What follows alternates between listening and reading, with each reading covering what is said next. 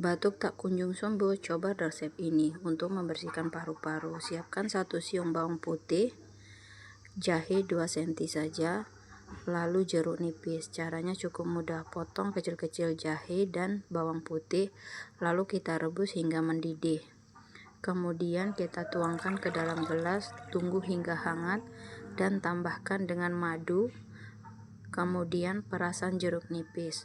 Konsumsi sehari 2 kali, pagi dan malam hari.